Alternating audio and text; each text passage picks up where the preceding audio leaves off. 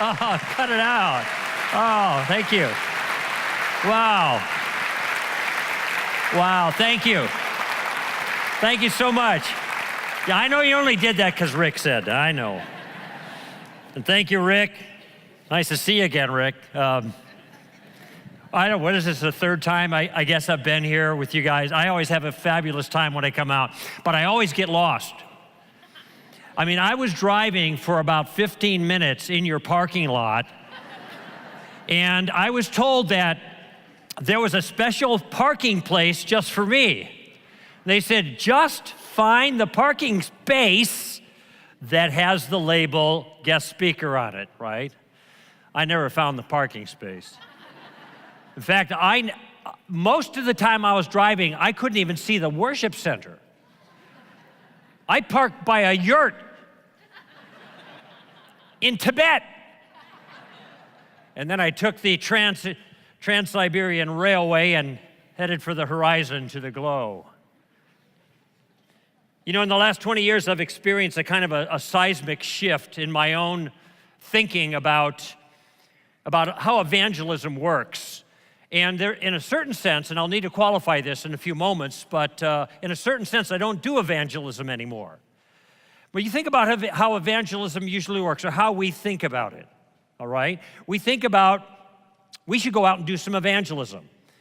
Let's go out and share on the beach or on the street, or we'll take some tracts, or we'll take some flyers, or maybe when our friends come over, we'll plan to talk to them about our convictions, which all this is fine. But just think about how we think about it. We think about evangelism as an event. And what's the goal of the event? Well, the goal of the event is to communicate the gospel and then hopefully get someone to respond to the gospel. Close the deal, sign on the dotted line, help them to become Christians. So this is the way we think about evangelism. That's what changed for me about 15 years ago. And what I'm about to say may surprise some of you. But let me just lay it out and then try to defend it, and we'll move forward and see what you think about it.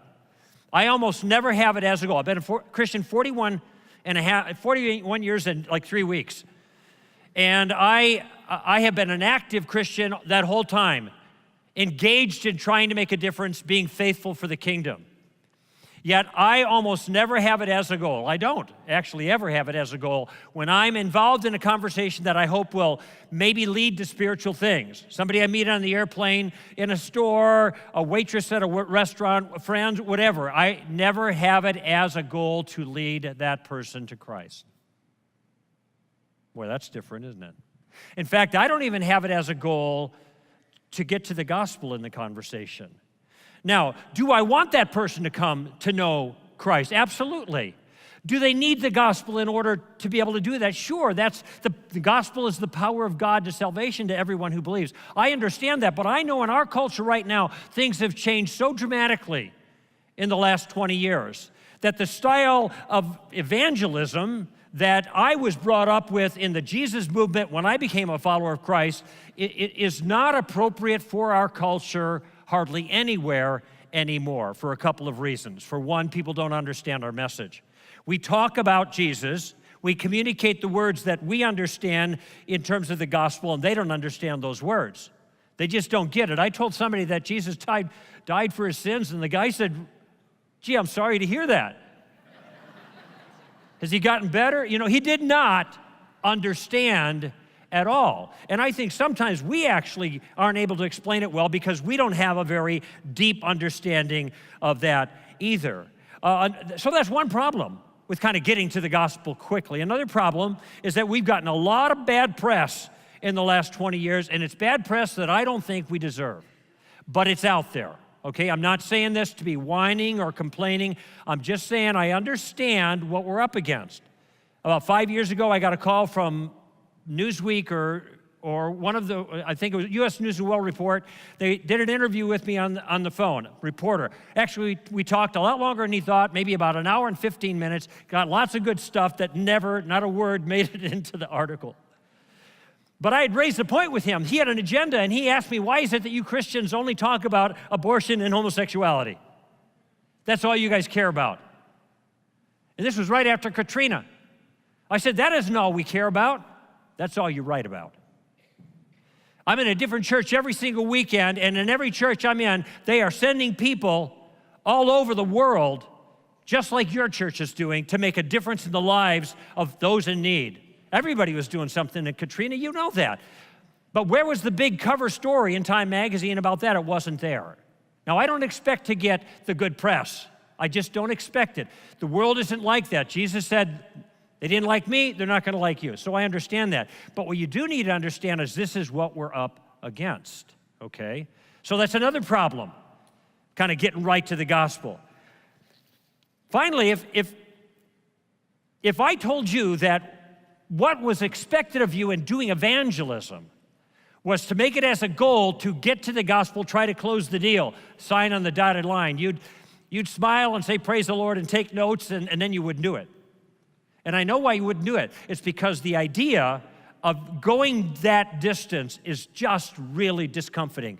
It scares you, and I understand that. I am sympathetic to that idea.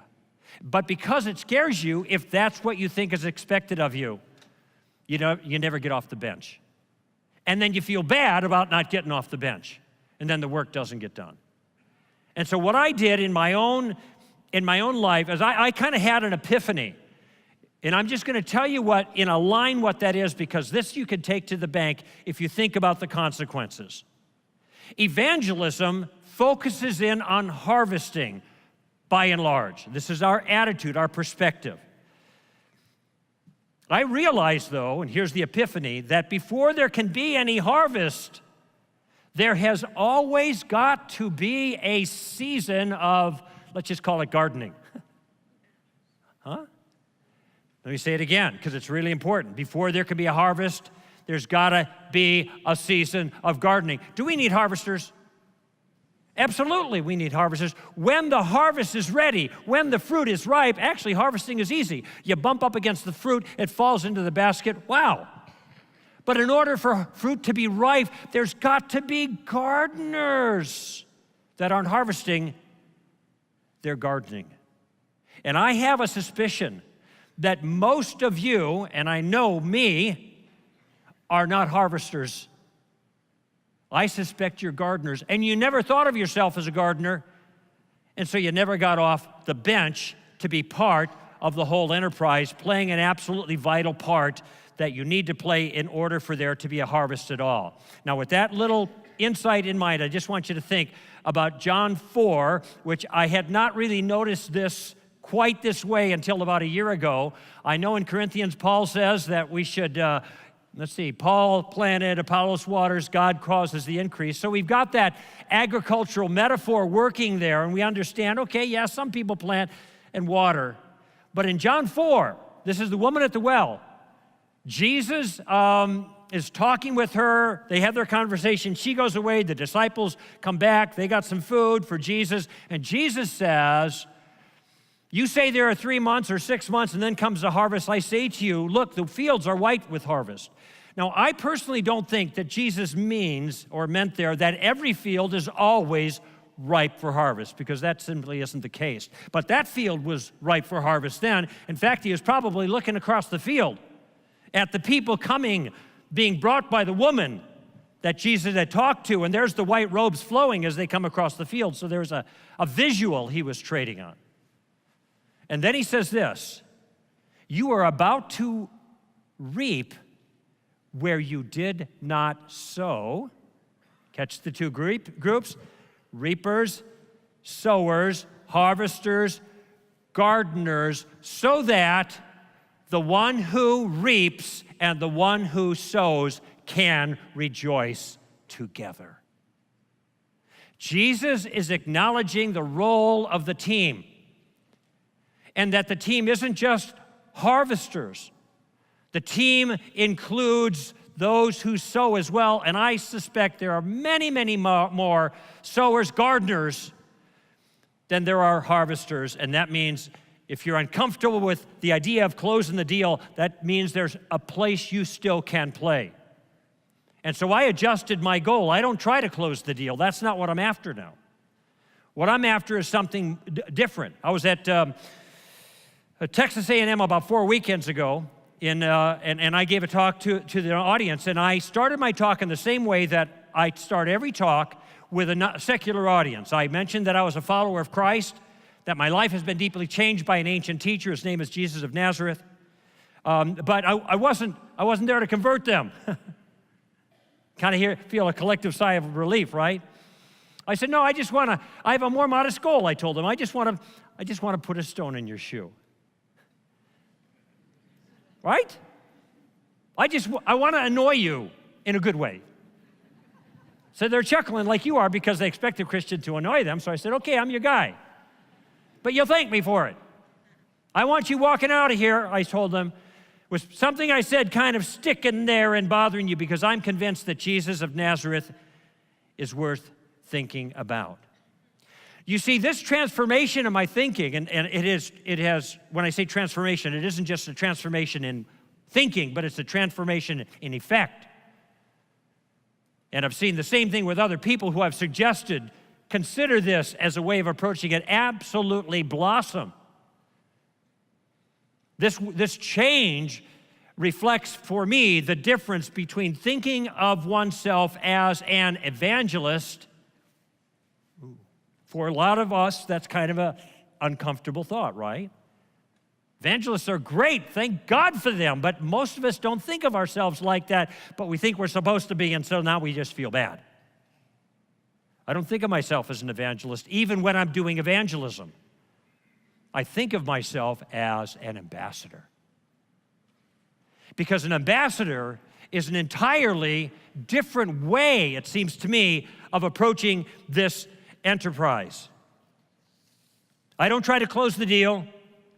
I try to put a stone in someone's shoe as Jesus' representative, as his ambassador, and I'm going to spend the rest of the time that we have together talking specifically about that notion. So I'd like you to turn in your Bibles to 2 Corinthians 5 and verse 20, because this is the passage that we are going to kind of springboard off of by way of application.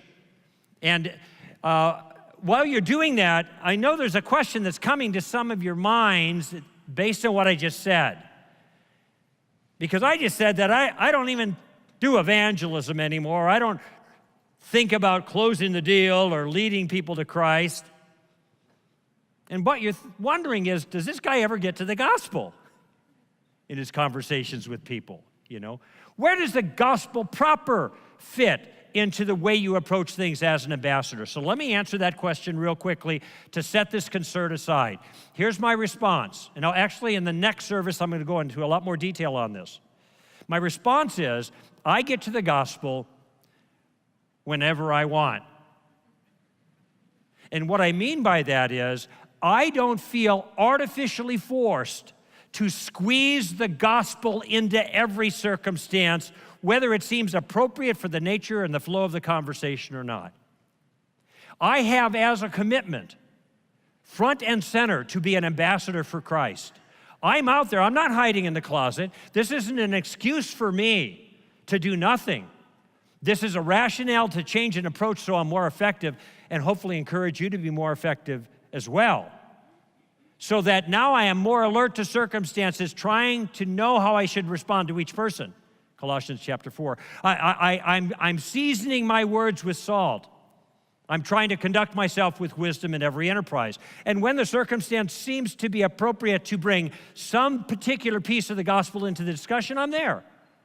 And other times when it seems like something else is necessary, maybe some pre-evangelism, I'm there too. I want to be shrewd and wise in the way I engage. Okay, so with that in mind, let's look at 2 Corinthians 5:20. Here's a place where Paul just states clearly, we are ambassadors for Christ. As though God were speaking through us, we beg of you on behalf of Christ, be reconciled to God.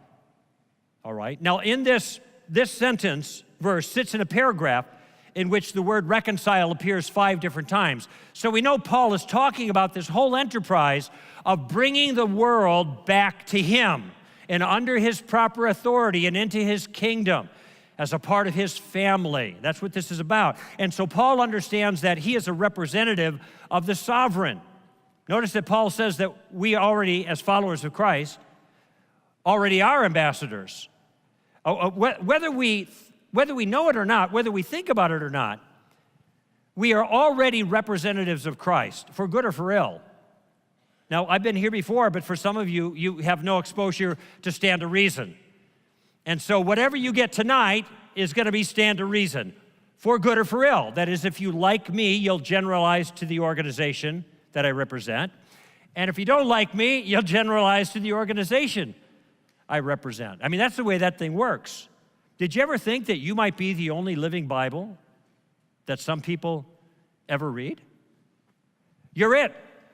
You're God, you're Jesus, you're Christianity. They know of you as a Christian, and they are drawing conclusions already about your sovereign based on your behavior, how you talk, how you act, how you engage.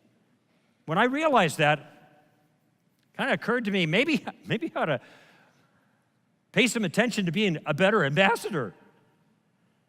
I started asking myself the question, what is the message that I am communicating right now as a follower of Christ? So I got my ironing board out at the hotel I'm staying at about 2 hours ago to iron up. And on the bottom of the ironing board, you know, I have those things, they have little plastic things on the corners there. One of the plastic things was missing. Now, I don't know about you guys, but that really bugs me. I mean, ironing boards are shaky enough as already, right? And now that thing is missing. Actually, it's no big deal, but it did bother. I could have said, hey, my ironing board's. But you know what? I'm a guest of Saddleback at that hotel. I'm a follower of Christ.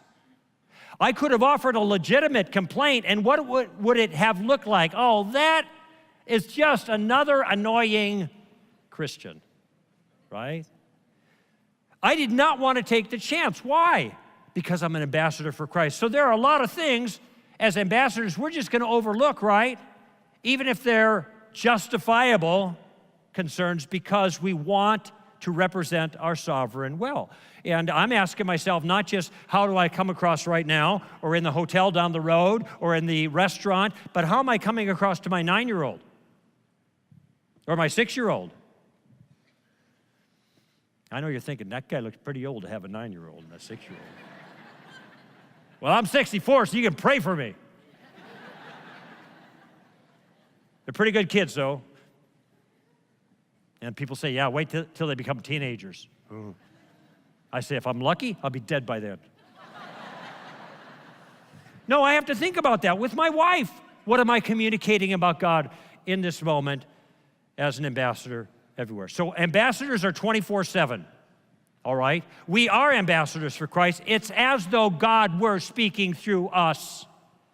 And I thought, well, if I was a president and I had to choose an ambassador, what kind of ambassador would I choose? What traits would I be looking in an ambassador?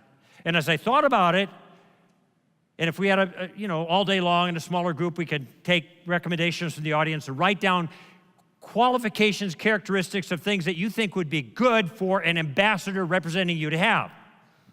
But you'd notice that they would fall into basically 3 different categories. The first thing is you'd want your ambassador to know something. That is, you're communicating a message, you'd have to know the message, right?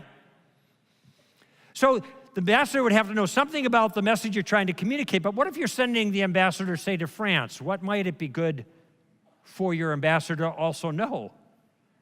Bonjour, something, a little bit of French, or a little bit of French culture so he could blend in a little bit more. Okay, so there's a knowledge component. But you realize your ambassador needs something more than that. They need to be able to maneuver in a way that is effective in conversation. So what's another word for an ambassador that starts with a D? Diplomat, right. Now, what's it important for a diplomat to be? Diplomatic, yeah. See, now you know what I'm talking about. There's a way in which we need to take the information and maneuver effectively and diplomatically in conversation so it has the appropriate effect. But what if it turns out we're choosing somebody that has the knowledge we need and has the ability to tactically maneuver with wisdom, yet ends up being a womanizer or a drunk or just plain rude, now you can see that that person's character is going to undermine the enterprise. So this is what's necessary in a good ambassador. Even if you were choosing somebody, this is what you'd be looking for. Knowledge, wisdom, character.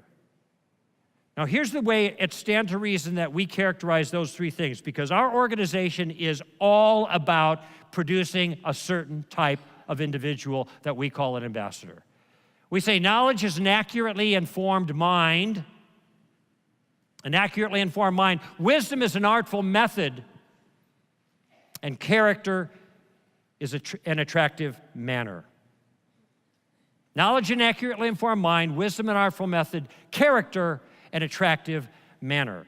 And all I want to do here with the little time we have left is try to give you some concrete examples about how you might begin incorporating those the particulars into your life in each of those three areas so you can be a better ambassador for Christ. And by the way, this is an effective little motif for assessment, isn't it?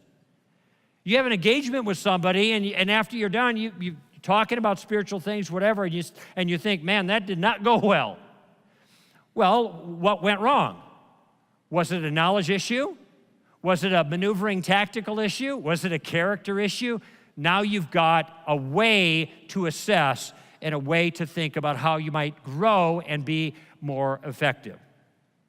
So let's say something about knowledge. Knowledge and accurately informed mind. And here I mean an accurate grasp of the foundational concerns of the message, particularly as they apply to the culture.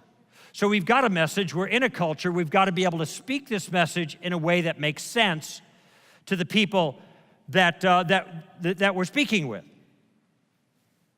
And broadly, I think this requires attention to two critical areas. Let's just call them the answers and the questions, all right? Make it real simple.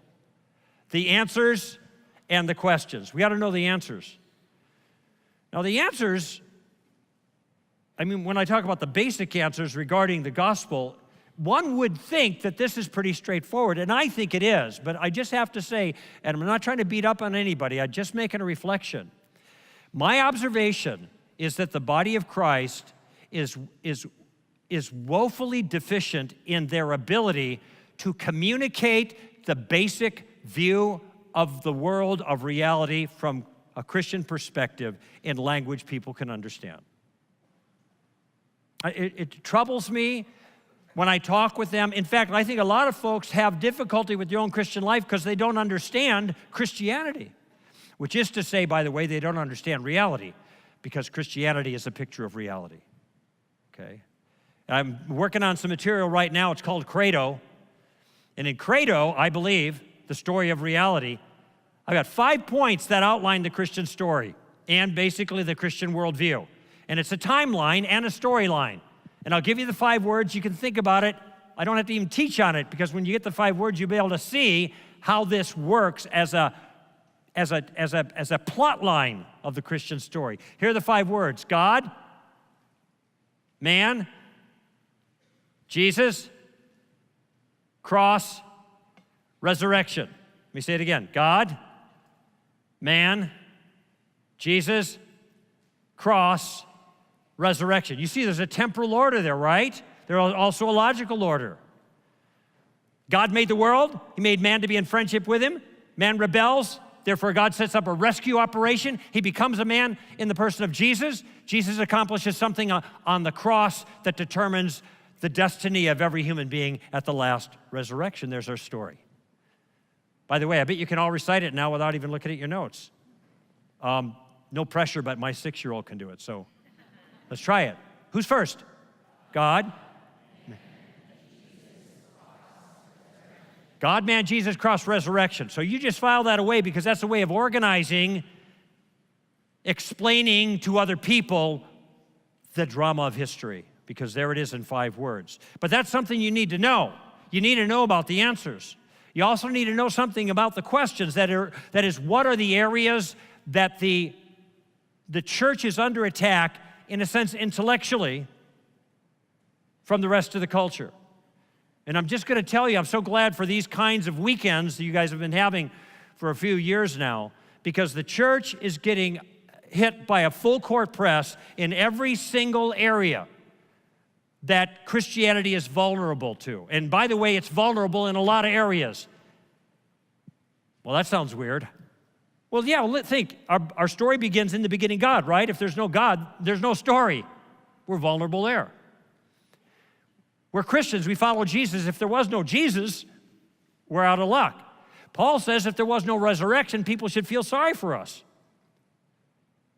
1 Corinthians 15. And on. There's a lot I could say about the vulnerabilities, but these are all good things because it shows that our views are tied to reality and they're falsifiable, which means we can also bring forth evidence for all these things as well. And we've had lots of people, and if you've attended these events, you know, that have come forward, a lot of smart guys that knocked those softballs right out of the park. We're in a really good position.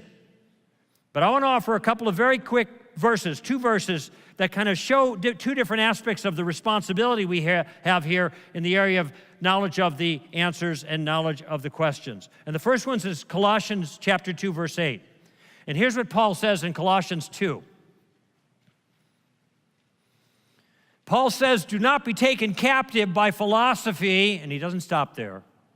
He's not concerned with philosophy. Some of you don't want to send your kids to philosophy class. I got an advanced degree in philosophy, and it's really helped me a lot as a follower of Christ. He goes on, it's something particular. Do not be taken captive by philosophy and empty deception according to the traditions of men, according to the elementary principles of the world instead of according to Christ. Paul's concern is philosophies of the world, philosophies of men, ways of looking at reality that are different from the way Jesus saw reality. And by the way, Jesus got it right. And all opposing views are wrong. But he's telling us, be careful because these things can creep in. Notions like relativism or materialism. And I don't have time to talk about all those things right now, but in materialism, I don't mean going to the mall too much. That might be a problem, but that's not what I'm talking about. I'm talking about the idea that nothing exists except for physical stuff. These are things that Paul says, be careful of these. Be on your guard. Be on the defense that it doesn't begin to influence you and start twisting your understanding of reality.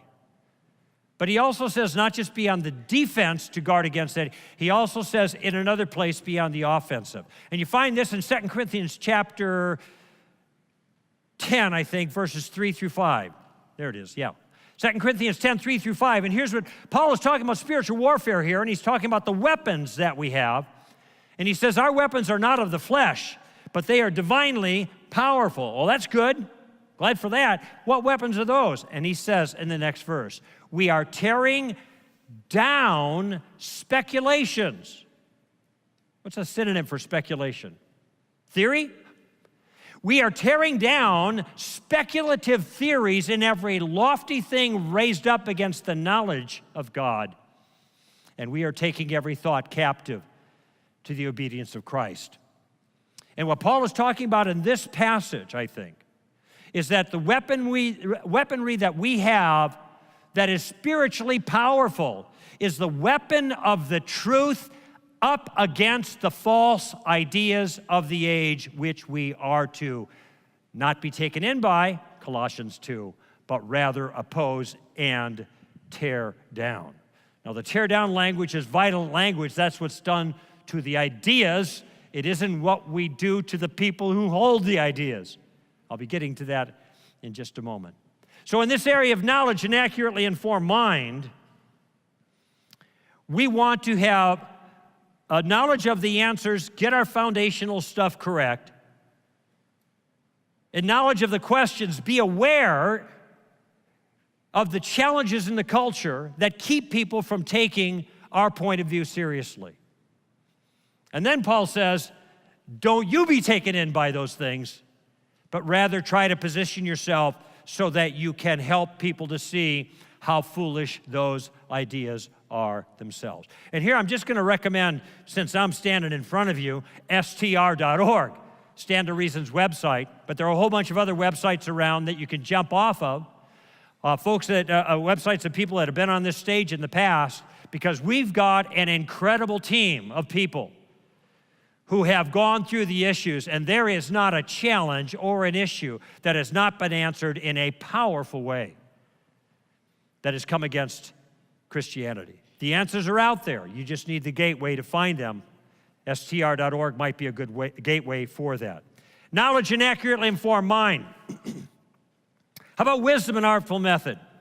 And here I mean a skillful and tactical and fair and diplomatic use of the knowledge. That is, you're taking the knowledge you have, knowledge of the truth, knowledge regarding the challenges as well, and then as you're in conversation, you are maneuvering with that information to have the most profound effect that you possibly can based on the skills that you have, the time that you have, the circumstance. Remember, your attitude is be an ambassador and do what? Put a stone in their shoe. You just want to get them thinking. And if I can get them thinking, I'm happy. If I just give them something to think about, I don't have to give them too much.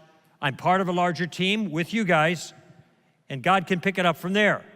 So I'm going to try to maneuver in conversation. And there are actually two things here. One, I've already mentioned the maneuvering, and the other one is clarity of our message. Now, next service, I'm going to spend the whole service talking about maneuvering. Okay, so I hope you come back. But if you don't, too bad.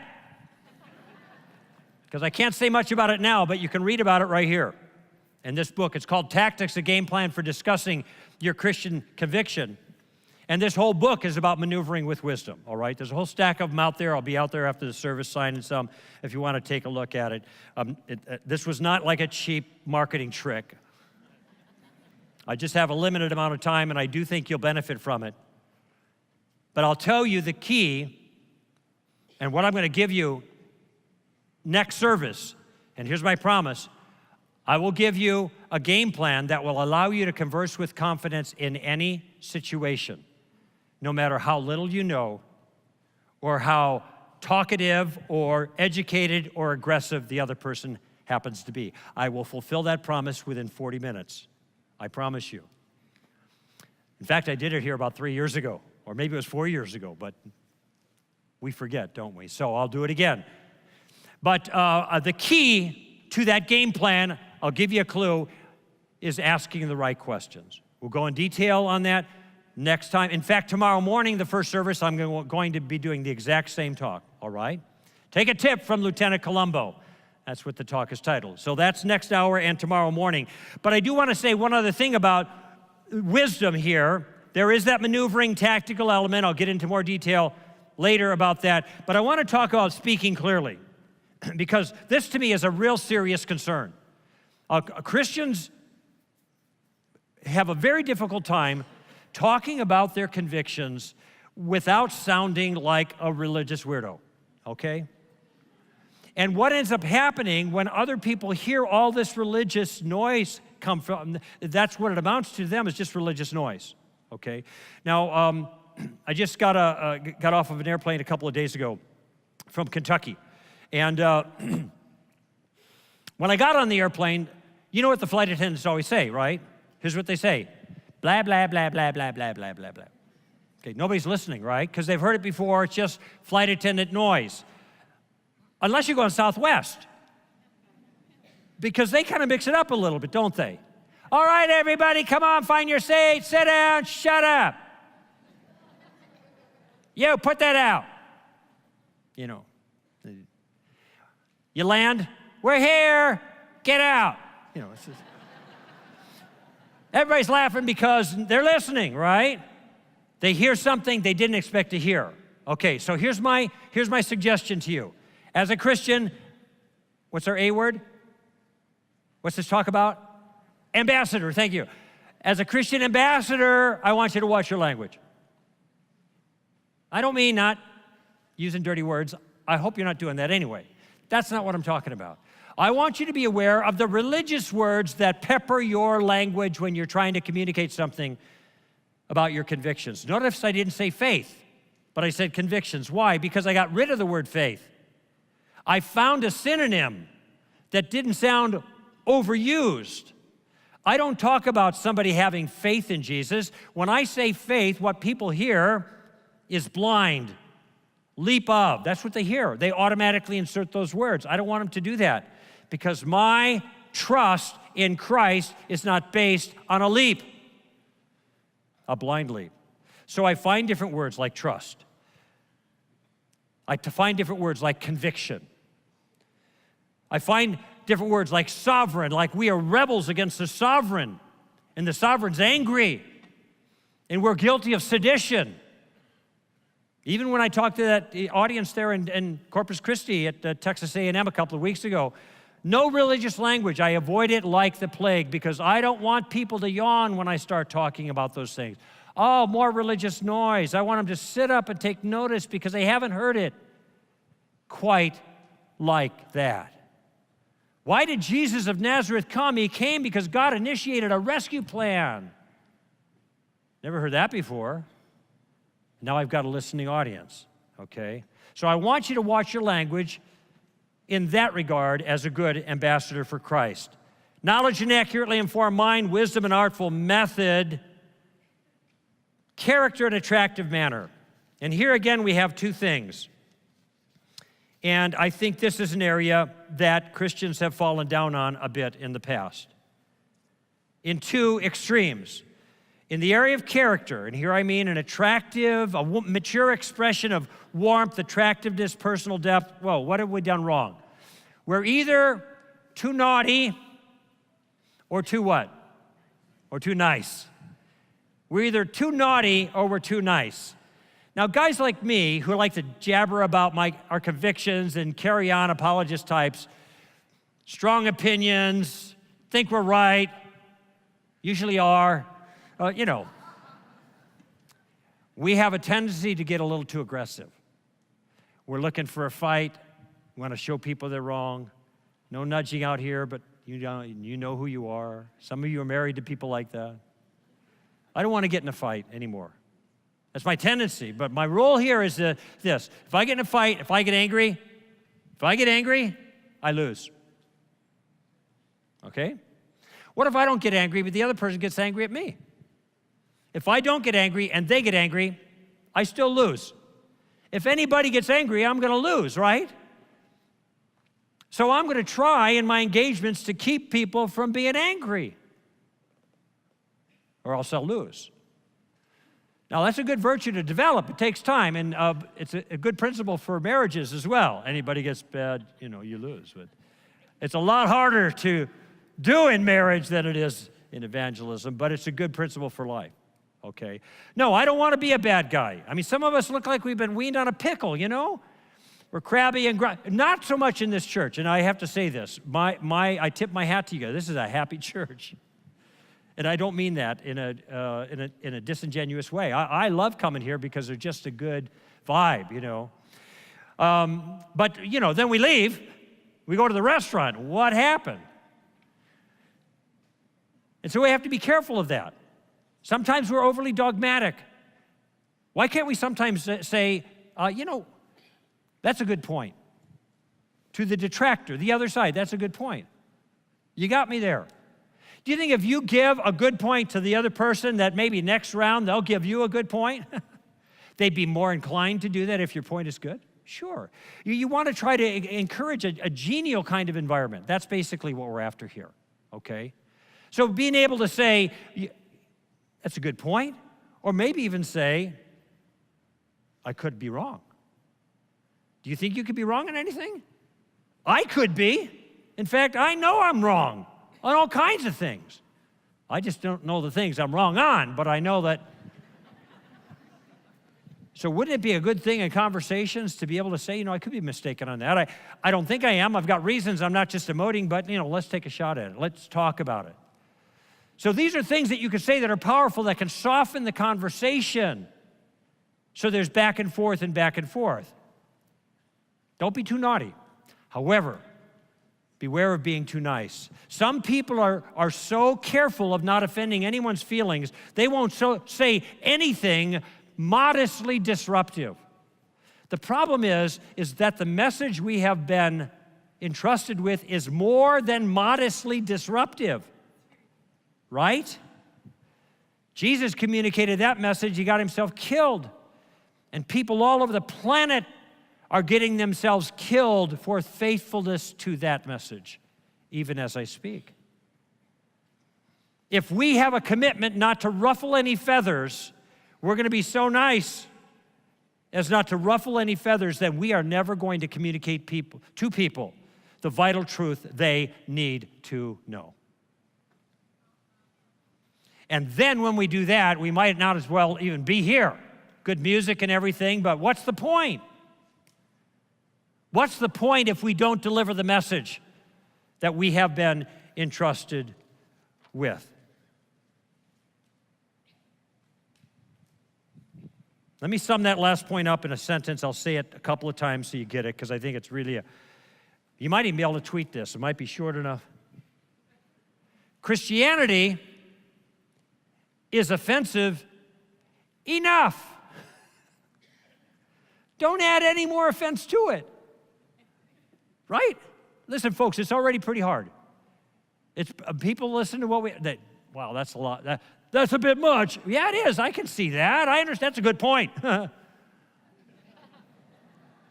I understand how people can say that. Christianity is offensive enough. Don't add any more offense to it. However,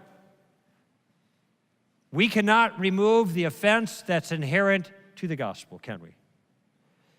If we remove the cross, trying to make our religion kinder and gentler, we have nothing left to say. We make Jesus into ice cream out of insulin, and it's over with. We cannot remove the offense that's inherent in the gospel, because we're ambassadors.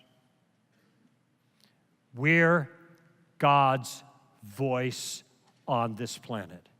And to be effective at that, pay attention to three areas: knowledge, an accurately informed mind; wisdom, an artful method; and character, an attractive manner. Father, I'm so thrilled to be part of this church tonight, to be able to talk about these points that have been significant, not only changing my life and ordering it so I could be more useful to you by your grace, but so many others who found their places as gardeners, putting a stone in people's shoes, making a difference as ambassadors for Christ. Multiply your grace towards us here at this church for the cause of Christ and for the cause of the kingdom. Amen.